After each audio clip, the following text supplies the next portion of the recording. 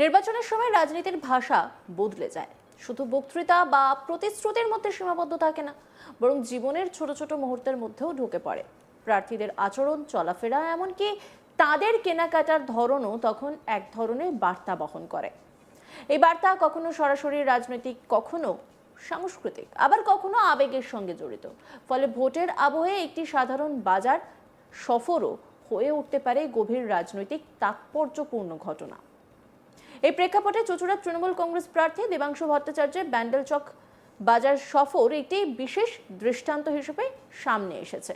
রবিবার 19 এপ্রিল সকালে ব্যান্ডেল চক বাজারে তাকে দেখা যায় বাজারে ব্যাগ হাতে, সাধারণ ক্রেতাদের সঙ্গে কথা বলতে, অভিযোগ শুনতে এবং একই সঙ্গে নিজের জন্য মাছের ডিম ও সবজি কিনতে। তার এই উপস্থিতি নিছক ব্যক্তিগত নয়, বরং এটি একটি সুপরিকল্পিত জনসংযোগের অংশ, যেখানে তিনি নিজেকে এলাকার মানুষের জীবনের সঙ্গে যুক্ত করে তুলতে চাইছেন। যদিও তিনি বলেন যে মাছ কিনছি মায়ের হাতে ডিমের বড়া খাবো বলে। দেবাংশুর বক্তব্যে উঠে আসে এক ধরনের স্বাভাবিকতা। তিনি বলেন, বর্ষা এসে গেলেও এখনো মাছের ডিম খাওয়া হয়নি, তাই সেটি কিনতেই তিনি বাজারে এসেছেন। মায়ের হাতের মাছের ডিমের বড়ার প্রতি তার ভালোবাসার কথাও তিনি উল্লেখ করেন। এই কথাগুলি রাজনৈতিক বক্তৃতার মতো শোনায় না, বরং একেবারেই ঘরোয়া ব্যক্তিগত অনুভূতির প্রকাশ। কিন্তু এখানেই লুকিয়ে রয়েছে রাজনৈতিক কৌশল, কারণ এই ধরনের বক্তব্য ভোটারদের মনে একটি ঘনিষ্ঠতা তৈরি করে, যেখানে প্রার্থীকে নিজের মানুষ, পাশের বাড়ির ছেলে বলে মনে হয়।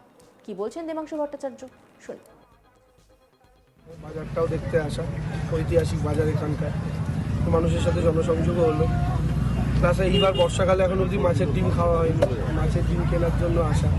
মাছের ডিমও নেওয়া হলো, জন্তু যারা সব আছে, বাইশ যারা আছে সবাই আছে, তো মাছের ডিমও কেনাকাটি হলো, সবজি টবজিও কেনাকাটি হলো কিছু, এই আর কি।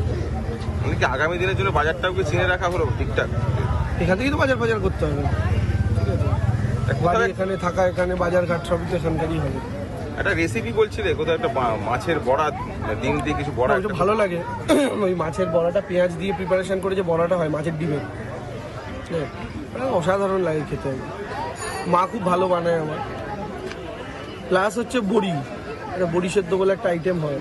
বড়িটাকে সেদ্ধ করে তাতে কাঁচা পেঁয়াজ দিয়ে, নুন দিয়ে, কিছু মশলা টশলা দিয়ে, ভাত দিয়ে মেখে খাওয়ার মতো খুব ভালো আইটেম। এই সমস্ত জিনিসগুলোই আর কি। কারণ একজন একটু আগে এনে হিঙের বড়ি দিলেন, ঠিক আছে, ওই যে হিঙের বড়িটা দেখে বললাম, আমার বড়িও আমার খুব প্রিয় জিনিস। আমার দেখুন শুক্তো টুক্তো দিলে আমি একেবারে একটু ঝোলটা দিই না, শুধু বড়ি দিন, আর কিছু দিতে হবে, ঠিক আছে। তো সেই জায়গা থেকে বড়িও নিলাম, বড়ি দিলেন একজন, মাছের ডিমের বড়া নিলাম, আর একটু ধনেপাতা শাক আর গন্ধলেবু নিলাম। আমাদের দিকে গন্ধলেবু এটা ভালো পাওয়া যাচ্ছে না, এখানে গন্ধলেবুটা দেখলাম অসাধারণ। মানে গন্ধলেবুতে গন্ধ না থাকলে আর গন্ধলেবুর মানে কি? তো ওই দিকের গন্ধলেবুতে গন্ধ নেই, শুধু লেবুটাই আছে।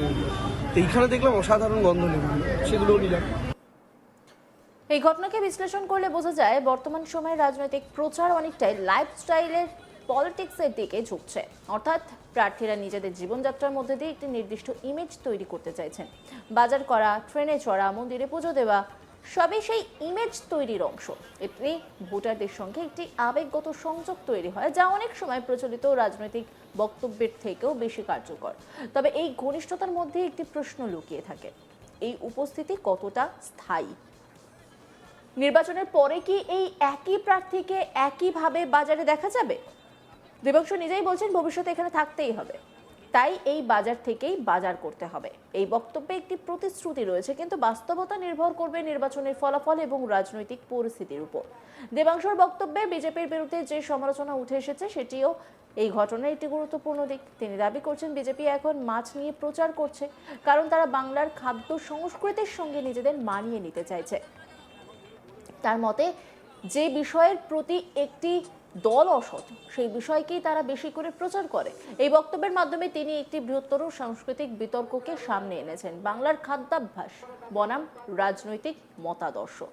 এই প্রসঙ্গে তিনি নরেন্দ্র মোদীর সভার প্রসঙ্গও তোলেন।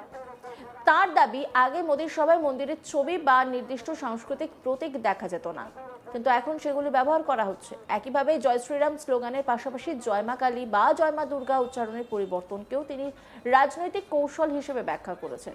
এই বক্তব্যের মাধ্যমে তিনি বোঝাতে চেয়েছেন যে বিজেপি বাংলার সংস্কৃতির সঙ্গে নিজেদের খাপ খাওয়ানোর চেষ্টা করছে। কি বলেছেন দেবাংশু ভট্টাচার্য, শুনবো। বিজেপি মাছ নিয়ে কেন ঘুরছে? আমরা আপনাকে একটা কথা বলি, আমরা এই শিয়াল পণ্ডিতের গল্প মনে আছে? মানে 7টা কুমিরের বাচ্চা ছিল, ঠিক আছে, তো বাবা কুমির রেখে গেছে তার 7 ছানাকে, বলেছে এদেরকে পড়িয়ে আপনি আপনার মতো পণ্ডিত বানান। তো শিয়াল পণ্ডিত বানানোর বদলে 6টা কুমিরের বাচ্চাকে খেয়ে নিয়েছে, ঠিক আছে। এবার বাবা কুমির একদিন এসছে দেখতে, ওই ছেলেটা কেমন পড়াশোনা করছে দেখি, তো একটা কুমিরকে তুলেই 7 বার করে শিয়াল পণ্ডিত দেখি আপনার 7টা ছানা দেখিয়েছিল, ঠিক আছে। এবার এই যে শিয়াল, তাকে এই যে কুমিরটা তুলে দেখাতে হচ্ছে আর বিজেপি নেতাদের মাছটা তুলে দেখাতে হচ্ছে, দুটোর মধ্যে কোনো তফাৎ নেই। আসলে আপনি যে জিনিসটা সম্পর্কে অসৎ, আপনাকে সেটার প্রমোশন বেশি করতে হয়। ওরা ভালো মতো জানে ওদের গায়েটা সেটে গেছে, ওরা ক্ষমতা এলে মাছ মাংস ডিম বাঙালি খেতে পারবে না। ওরা ভালো মতো জানে, ওরা জেনে গেছে যে ওরা যদি ক্ষমতায় আসে বাংলার সংস্কৃতি কালচার নষ্ট হবে, তাই ওগুলোকে বেশি প্রমোট করতে হচ্ছে। নরেন্দ্র মোদী এর আগে পশ্চিমবঙ্গে বহুবার প্রচারে এসেছেন, কোনোদিন দেখেছেন নরেন্দ্র মোদী প্রচার করছে পেছনে কালীঘাটের কালী মায়ের ছবি, পেছনে দক্ষিণেশ্বরের মন্দিরের ব্যানার? কোনোদিন দেখেন। এইবার রাখছে কেন? কারণ বাঙালির কালচারের সাথে, বাংলার কালচারের সাথে ওদের যে মিলে চলা, সেটা নিয়ে সবচেয়ে বেশি বিরোধিতা, এবং ওরা জানে ওটা বাংলার মানুষ রিলেট করতে পারে না, সেটা কারণ। তো এরপরে আপনি দেখুন না, আগে পশ্চিমবাংলায় বিজেপির কেন্দ্রীয় নেতারা আসা মানে জয় শ্রীরাম দিয়ে বক্তৃতা শুরু করতেন, এখন জয় মা কালী জয় মা দুর্গা বলছেন। অন্যদিকে ট্রেনে উঠে প্রচার করতে দেখা যায় বিজেপি প্রার্থী তুষার মজুমদারকে। তিনি কি বলছেন শুনবো। ট্রেনে ওঠা এই জন্যই যে সকালবেলা আমাদের যারা চাকরিজীবী আছে, যারা কর্মরত অবস্থায় বিভিন্ন জায়গায় তারা কাজকর্ম করেন, তো সেক্ষেত্রে দেখা গেল কি যে তাদের সঙ্গে আমাদের যোগাযোগ হচ্ছে না। তারা ভোরবেলা বেরিয়ে যাচ্ছেন আর সেই দেখা হচ্ছে সেই রাত্রেবেলা তারা আসছেন বাড়িতে, সেক্ষেত্রে আমাদের সঙ্গে সাক্ষাৎ ঠিকভাবে হচ্ছে না। ওই জন্য তাদের সঙ্গে যাতে সাক্ষাৎ হয় তার জন্য আজকে ট্রেনের স্টেশন থেকে আরম্ভ করে ট্রেনের মধ্যে উঠে আজকে তাদের সঙ্গে একটু সাক্ষাৎ করলাম এবং মত বিনিময় করলাম। মানুষের কিরকম রেসপন্স পাচ্ছেন? মানুষ তো সবই খুবই আনন্দে রয়েছে এবং সবাই এবার সাধু সাধু রব মনে যেন বিজেপি পরিবর্তন, বিজেপিকে চাইছে সবাই যে এবার পরিবর্তন দরকার। আর সেই পরিবর্তন দরকার বলে মানুষও বলতে মুখ দিয়ে বলছে যে এবার পরিবর্তন দরকার। আর তার জন্য মানুষের মনে একটা স্বতঃস্ফূর্ত যে বিজেপি আসছে, বিজেপিকে ভোট দেবে, সেই জন্য যে ভোটটা যে একটা আনন্দের মধ্যে দিয়ে করবে, হ্যাঁ, সেই ইস্যুটাই দেখা যাচ্ছে বিশেষ করে মানুষের। ভোট যত এগিয়ে আসছে একটু সময়ও কি ফেলে দেওয়ার নয় নাকি? তাই জন্যই একদম নয়, একদম মোটামুটি যতক্ষণ মানুষ জেগে আছে ততক্ষণ মানুষের সঙ্গে আছে, মানে মানুষের পাশে পৌঁছানোর চেষ্টা করছেন। একদম 100%।